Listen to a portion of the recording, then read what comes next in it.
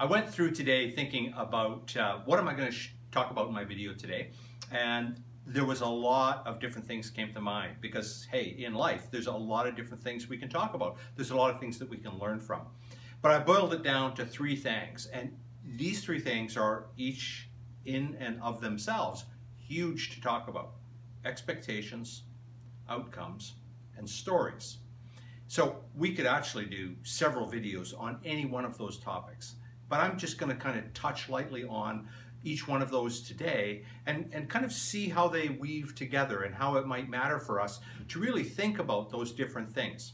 So when I talk about expectations, what I mean by that, and I think you know what the word means, but what I mean when I say expectations and setting expectations is that whether it's about yourself or it's about a circumstance that you're going into, i.e. you're off to work, you're off for a meeting, you're off to have an enjoyable cocktail or a cup of coffee or a cup of tea with somebody. You have expectations about how that's going to go.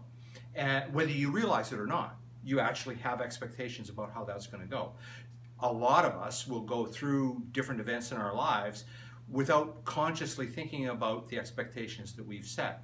But subconsciously, we've created expectations. We've already told ourselves a story about how this evening's going to go. And 9 times out of 10, and maybe quite arguably much more than 9 times out of 10, that's exactly the way things flow out.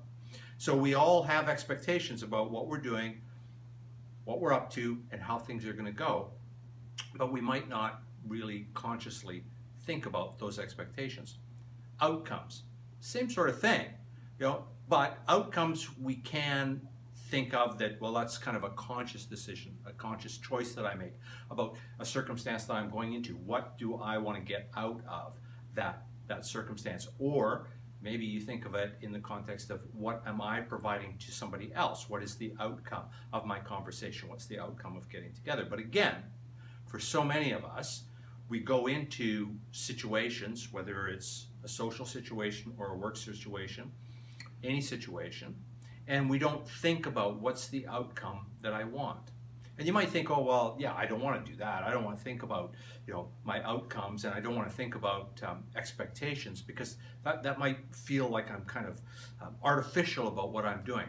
I'm going to come back to that because it's not artificial at all. As a matter of fact, it's really important to you, and out of fairness to the people that you're meeting with, that you're just connecting with the people that you're actually celebrating life with.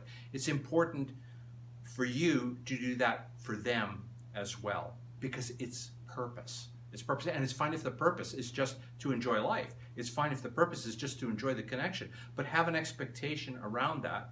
Have an outcome in your mind of how it's going to go. And lastly, of the three things, stories.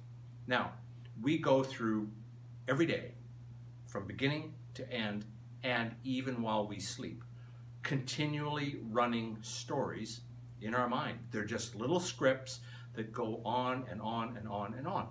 And part of what running a story does is it kind of gets you used to you not even really thinking about what you're doing. There's a story that's running in the back of your head about how you're going to do it, what you're going to do. A lot of the things that you do at work, as a matter of fact, are just stories and scripts that are running back in your mind. You've stopped thinking consciously about them a long time ago, and they just run there, and you do it almost like on autopilot.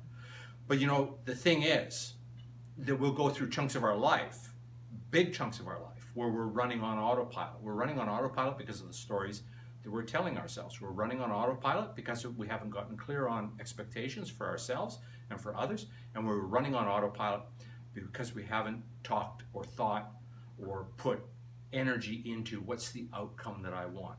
So for example, if I shot this video and I didn't have a clear idea of what's the outcome that I want for this video, it might just ramble all over the place, but it might not really do something that I want it to do for you.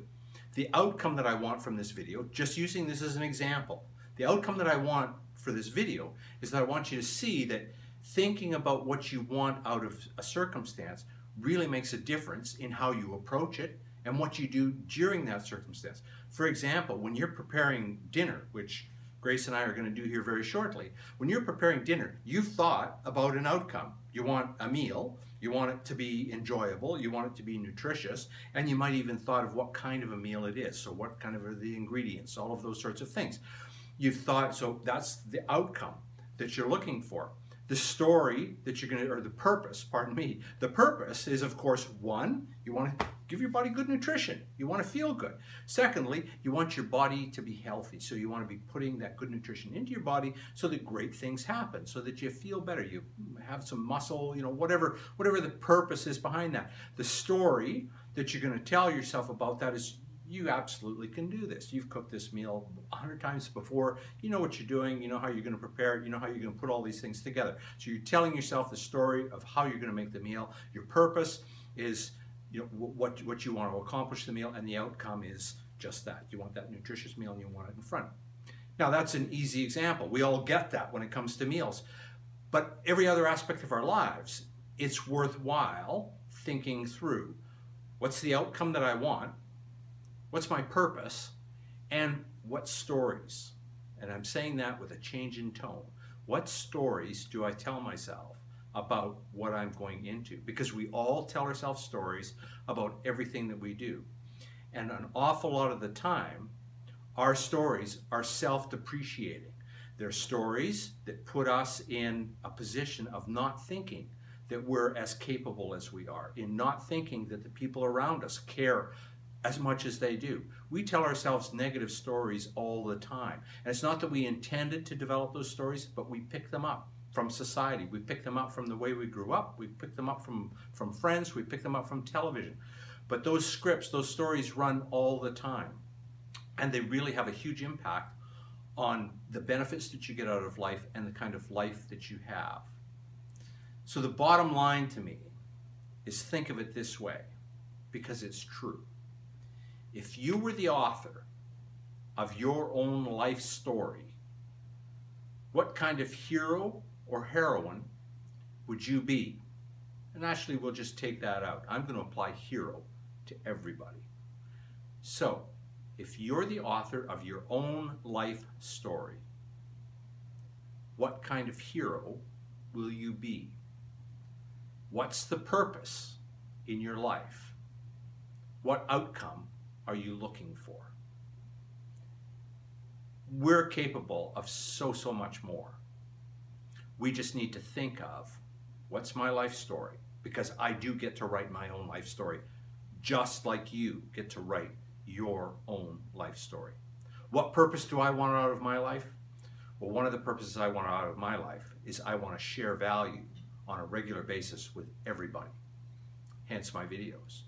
What purpose do you want out of your life? That's totally up to you. There's no right and no wrong, but it's totally up to you. And outcome. What are the things that you want to have as outcomes in your life? What do you want to attract into your life? So give some thought. What outcomes are you looking for? What purpose do you have? And know that you are the author of your own life story. You get to write your life story. You get to take and have this go the way you want it to be. But the trick is, mentally, you've got to pick up the pen, you've got to open that page, and you've got to start writing that story. You have to think about it. You have to think about it. You have to think about it. You've got to take and do the work. But you can absolutely do it. Because you know what? You're already writing your life story, even if it's unconsciously. The only thing is by letting it happen unconsciously, you're letting all of those impacts, all of those purposes, all of those outcomes from other people and other situations drive your life story. You can push those all away and decide for yourself. Here are the outcomes I'm looking for. This is the purposes that I want to serve. This is my life story, and I'm the author. I know I've added value. I look forward to talking to you again real soon.